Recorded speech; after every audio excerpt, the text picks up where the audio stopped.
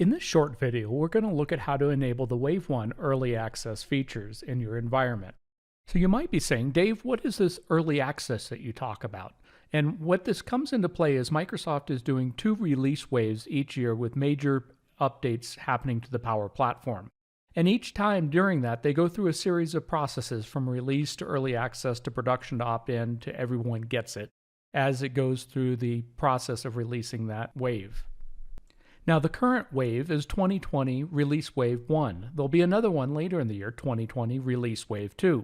This starts with the release plan being released, and you can look at this and get an idea what's planned for the wave. Now, the wave typically goes from April all the way till October, and then the second wave would go from October through March.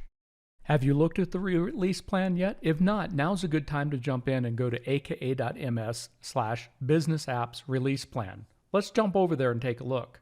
The release plan is broken up into Dynamics 365 apps as well as the Power Platform. You can also find the previous release plans here if you want to look back at what's happened in the prior one. You can drill down into the release notes, and this is broken up by the different components of the platform or the different applications if you look at Dynamics 365. You can walk through it interactively on the website, or you can also download the PDF if you want to put it on your Kindle or take some time to read it top to bottom.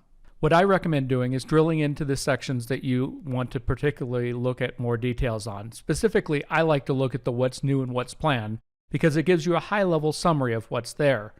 And you can scroll down and you can see the target dates. You can see things that are targeted for early access. For example, if I look at the Power App section in the Unified Platform, I'll see that several things have been targeted for early access, and they have green check marks on them, which means that they are available now if we enable early access. Now, what early access is intended to do is allow you to apply those early access updates to an environment. This could be a copy of one of your existing environments, like a copy of your production into a sandbox where you apply it, or you can create a brand new environment and apply those early access updates to that.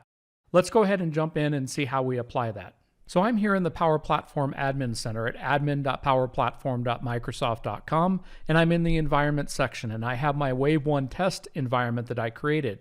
And I created this as a trial because I'm just kind of testing things out, and I don't want to use some of my capacity. You can also create it as a sandbox or a production environment, or you can apply it to any of your existing environments. I recommend always trying it first in a trial or one that you're not dependent on before you apply it. And we'll talk about how you can opt in on production environments once you've made sure your testing goes okay. What I'm going to do is drill into this environment, and you'll see on the right-hand side there's an updates panel. You can drill into what's available. Specifically, this will take you to the release plan where you can see the list that we were just looking at. You'll notice that my status is off. That means that I haven't, in this environment, applied the early access features to this environment.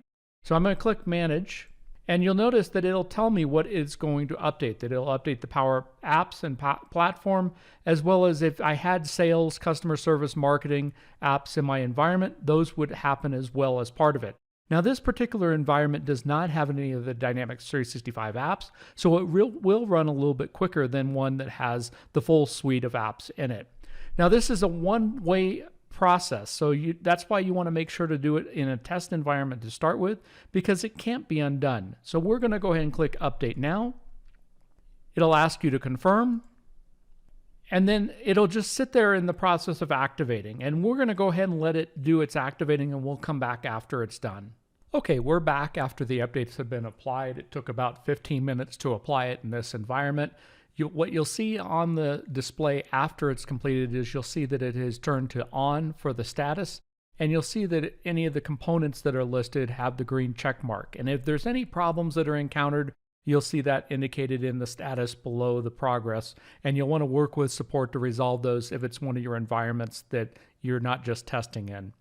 Now, I'm not going to look at all the items that have been enabled, but I'm going to go back to our list and we'll look and see that one of the things that was turned on was Save is always visible in the command bar on Edit Forms, and this should be available for early access. So I'm going to jump over to a model-driven application. I'm going to go open up a record, and we're going to see if that's been turned on in our environment. So we'll open up this record, and you'll see that we now have a save and close that is permanent. You don't have to go down to the lower right-hand corner if you want to save data. This is one of the requests that users have had to make it easier to know how to save records in model-driven applications. I'll leave it to you to explore some of the other early access features on your own time. Now let's talk a little bit about the concept of production opt-in. Now what normally happens is beginning of April, everybody starts getting it one region at a time. That's actually been moved to May for this wave because of the economic and virus challenges that everybody is having, to give a little bit more time. But you can still opt in early. So anytime after early access has become available, just like we turned it on, you test your environments, make sure they work okay. You can opt into the early access features in your production environment, and that gives you control of when that happens. For example, you might pick a Friday night or a weekend day where you click the button and turn it on and enable it at your leisure when you control it and you have people available to support it. If you don't do that, what'll happen beginning of May, it'll start rolling out to everybody as it goes from one region to the next in the normal deployments that happen every week. So thanks for joining us to learn about early access. If you liked the video, click like and subscribe to the channel so you get notice when there's new videos available in the future.